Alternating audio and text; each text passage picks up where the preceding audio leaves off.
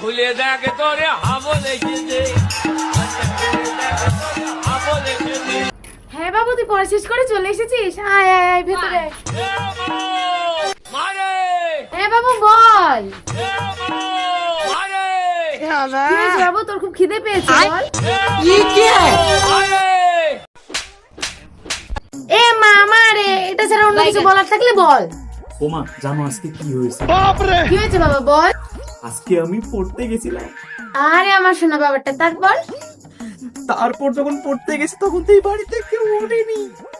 তারপর তারপর তারপর গিয়ে দেখি মাস্টারের বউকে জড়িয়ে ধরে ঘুমিয়ে আছে। এসব বলতে নেই বাবা, তুমি পড়াশোনায় মন দাও। তারপর কি হলো বাবু? তারপর মাস্টারের ঘরের সামনে গেলাম, গিয়ে দেখলাম দরজা খুলে দেখ তোরে হাবল এসেছে।